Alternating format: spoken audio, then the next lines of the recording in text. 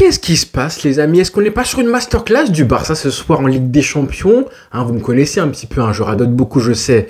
Mais quand je vous dis que les matchs les plus compliqués dans le football sont les matchs à l'extérieur face aux gros clubs en Ligue des Champions, c'est ça le gratin du football européen. La pire des difficultés, c'est de gagner à l'extérieur face à des grosses équipes en Ligue des Champions. Trouvez-moi un contexte plus dur que celui-là, vous ne trouverez pas. Et ce soir, on a vu du grand football. On a vu un grand Barça et un grand Dortmund qu'on savait, je vous l'avais dit aussi en avant-match, que c'était forcément le match le plus compliqué pour le Barça lors de cette phase de groupe-là. Le plus compliqué à l'extérieur, évidemment, il y a eu le Bayern et tout. Mais là, ce soir, c'était du gros football. Des soirées Ligue des Champions comme on aime. Victoire du Barça, 3-2. Le Barça qui continue, du coup, son 5e match, 5e victoire, du coup, et une défaite après, c'est franchement une partition de haute volée, 95, très belle minute. Franchement, à la mi-temps, j'ai mis un tweet, je me suis dit, il y avait 0-0, mais je sentais que le football produit par Dortmund et le Barça, ça a laissé présager pas mal de belles choses ensuite. Je me suis dit, là, il y a du beau football, deux équipes bien organisées. Il y a une espèce de partie d'échec entre deux footballs qui sont finalement assez proches. On se projette vite et tout. Et puis ensuite, deuxième mi-temps, incroyable. Donc c'est pas forcément deux, on va dire, c'est vrai que le match est divisé en deux parties claires avec 5 buts en deuxième mi-temps et un 0-0 avant ça. Mais je trouve que c'est parce qu'il y a un 0-0 qu'une fois que tu marques le premier but, moi je me suis dit, s'il y a un but, surtout du Barça en premier, après le match va partir en sucette. Et c'est ce qui est arrivé. Quel match! Bravo aux joueurs. 3-2, un Ferran Torres qui met un doublé, les amis. Un truc de fou. Et je me suis dit, en voyant en plus Flick et ses changements un petit peu bizarres, où il fait 3 changements d'un coup, et il fait rentrer Ferran Torres, Frenkie de Jong et Fermin Lopez. C'est une chose de les faire rentrer eux, mais d'un coup comme ça, je me suis dit, est-ce que ça affaiblira pas trop l'équipe d'un coup? Finalement, pas du tout. Et au contraire, Ferran Torres qui met un doublé, les amis. Truc de fou, incroyable. Donc, victoire du Barça, qui fait du bien avec la manière, le jeu, l'efficacité, parce qu'il y a quand même eu des occasions côté Barça qui ont été un petit peu vendangées, mais aussi il y avait un grand gardien. En face, il faut le dire, que le gardien de Dortmund a fait un très beau match. Et on va dire, je trouve peut-être 6 ou 7 joueurs du Barça qui ont vraiment excellé. Et seulement, on va dire, j'ai envie de dire que seulement Baldé en début de rencontre, Rafinha malgré son but, était un petit peu perdu. Je trouve encore plus perdu que Baldé en début de match. Baldé qui était vraiment très esselé, que je voyais jouer à chaque fois, tenter un débordement, puis ensuite finir l'action par une passe en retrait. C'est pas les latéraux qu'on aime voir ça au Barça. Et ensuite, il s'est un peu plus réveillé en deuxième mi-temps, même s'il a souffert. En face aussi, il faut dire qu'en face, il y avait du monde. Il y avait du monde, il y avait des Guirassy, les ailiers virevoltants habituels de Dortmund, alors qu'Adeyemi était sur le banc blessé, mais il y avait du talent. Il y avait du talent avec le jeune Belge que j'ai découvert aujourd'hui. Franchement, Julien, je ne sais plus comment il s'appelle, très bon joueur. Et Koundé qui a fait son match malgré tout ça, Baldé aussi, ils ont souffert, mais ils ont réussi à tenir, ils ont tenu comme défensivement. Je trouve que le Barça a tenu. L'exemple le plus frappant, c'était en début de match, Koubarsi qui a fait son match face à Guirassy, en tout cas en début de rencontre. Et je me suis dit, je vais mettre un petit tweet, comme par hasard, en me disant, est-ce que je vais parler de Koubarsi dès maintenant, parce que ce qu'il faisait en début de match, c'était juste incroyable. Je pense qu'il a perdu aucun duel face à Guirassy. Et ensuite, comme par hasard, penalty encaissé de façon un petit peu bête, stupide. Le vice, c'est bien. Les petites fautes comme ça qui sont invisibles, c'est bien, sauf que là, elle était un petit peu trop visible. Donc, est-ce que la faute pleine de vice ne s'est pas transformée en faute de jeunesse? C'est un petit peu ça le problème chez Koubarsi. Ça a pu arriver récemment, rappelez-vous, Classico 2000, là, Classico en avril au Bernabéu. Parfois, il fait des petites fautes, mais c'est pas très grave parce qu'il a fait quand même un bon match, encore une fois. Même si Guirassy met un doublé, le deuxième but, c'est pas de sa faute, c'est justement typiquement le genre d'action où le Barça peut se faire prendre dans son piège du hors-jeu avec un appel de balle qui vient de la profondeur, enfin plutôt qui vient du coup de derrière par un milieu de terrain. Ça s'est payé cash malheureusement.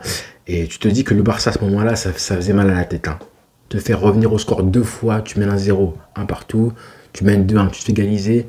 Et pourtant, le but du 3-2 sur un but de Ferran Torres, c'est un contre éclair que j'aime. J'aime voir le Barça jouer comme ça en contre, moi. surtout dans les moments comme ça. Hein. Déjà, le premier but, c'est Rafinha qui enfin retrouve ce qu'il fait de mieux en fait. Hein. Rafinha, le début du match, c'était compliqué pour lui parce que Dortmund défendait bien et assez bas, donc peu d'espace pour lui. Et là, forcément, Rafinha devient du coup complètement inoffensif et il ne sait pas jouer au football comme ça. C'est pas son football, hein, jouer comme ça dans les petits espaces. Et comme par hasard, dès qu'il a un petit peu d'espace et qu'il a juste à avancer, balle au pied, de façon très verticale, et en gros, j'avance, je contrôle, j'avance et je frappe. C'est ce qu'il a fait. Hein. C'est ce qu'il a fait depuis maintenant 4, 5, 6 mois. Hein, face au Bayern, face au Real Madrid. C'est ça, c'est clairement le triplé qui m'a fait face au Bayern. C'est j'avance et je frappe. J'avance et je frappe. Je me pose pas de questions, je frappe. Et là, du coup, ça marche avec un très joli but. Frappe croisée du gauche qui, du coup, comme je disais, ouvre complètement le match. Malgré le retour, du coup, l'égalisation de Dortmund. Un Barça qui a réussi à appuyer sur l'accélérateur avec du coup ce but magnifique. L'action déjà est très belle, hein. Le dédoublement, encore une fois la complicité, Koundé et Lamine Yamal. Encore une fois, on voit que Koundé, dès que Lamine Yamal est présent, il joue mieux, non seulement offensivement mais aussi défensivement, parce que je trouve qu'il comble bien l'espace, hein. Il gère bien le fait que Lamine Yamal ne défende pas tant que ça finalement. Et il se débrouille assez bien. Et puis offensivement, il fait ce centre parfait pour Fermin Lopez, hein, qui aurait marqué en plus une reprise de volée. Mais bon, bel arrêt du gardien. Mais j'aurais bien aimé qu'il marque ce but-là parce que l'action était magnifique.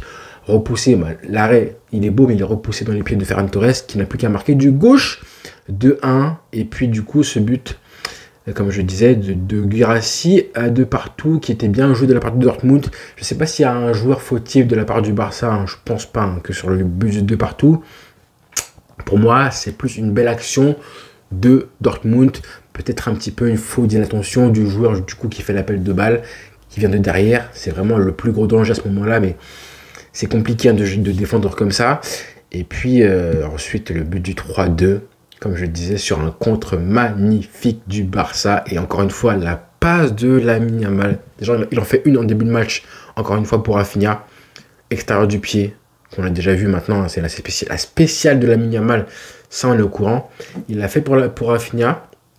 Rafinha qui fait le geste presque parfait parce qu'il est gaucher. Le ballon arrive vite.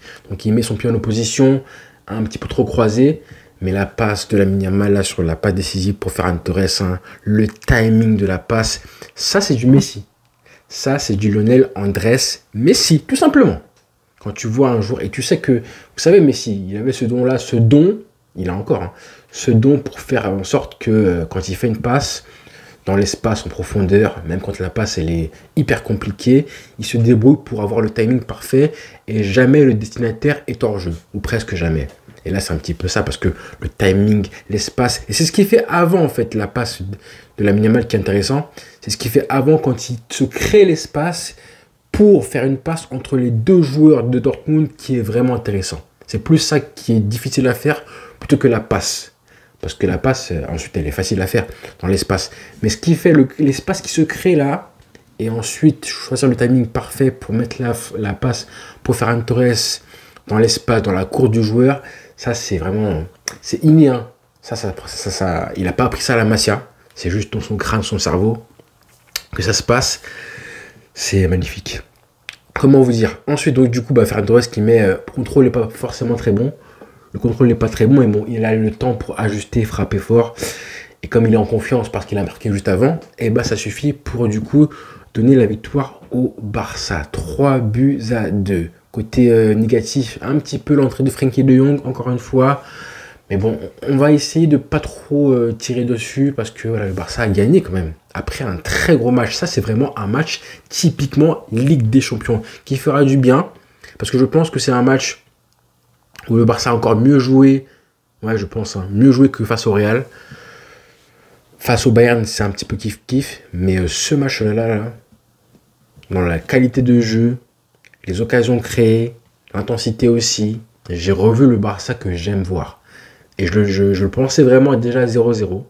Hein, après, à 0-0, tu peux pas faire des conclusions sur 45 minutes. Mais sur un match complet, ce que j'ai vu du Barça, même si défensivement tu prends 2 buts, un penalty un petit peu stupide, et un but, une très belle action de la part de Dortmund où tu n'as pas forcément mal défendu. Je trouve que vraiment, globalement, on a vu un très gros Barça dans l'intensité offensivement, même si devant Lewandowski, j'ai pas trouvé très influent. Rafinha aussi, c'était un petit peu perdu.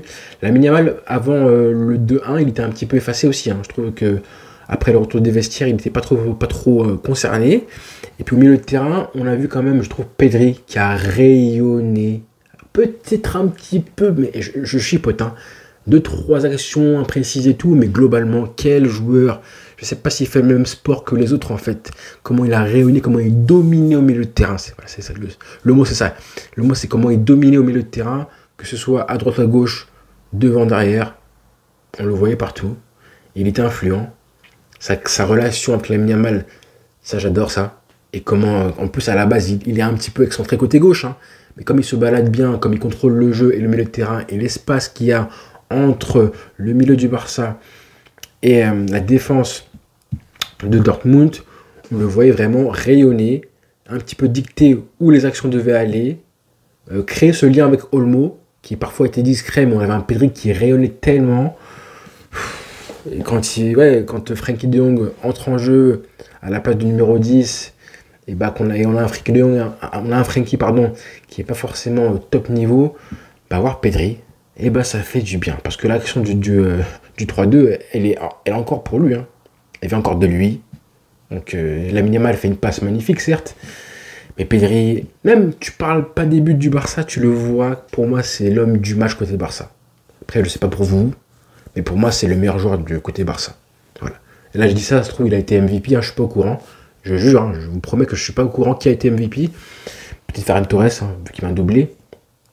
Mais pour moi, mon coup de cœur, c'est vraiment Pedri. Voilà. Voilà les frères, ça fait du bien. Je pense que ce match-là va compter. Il va compter voilà, pour la confiance des joueurs.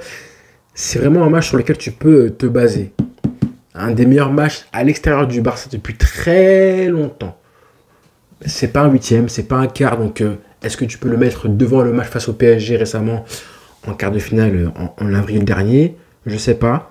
Mais si tu enlèves le contexte, ça fait très longtemps que j'ai pas vu un Barça être aussi flamboyant à l'extérieur. Je pourrais remonter à, je sais pas moi. Pas PSG du coup, si on va 2018, Tottenham, je sais pas, franchement, essayez en commentaire de trouver un match où le Barça a été aussi bon offensivement, a rayonné et a été létal, efficace et mérite autant sa victoire. Bon courage. Je vous laisse en commentaire trouver ce match-là. Voilà. Allez les frères, bonne soirée à tous et au rendez-vous du coup très vite. Ciao.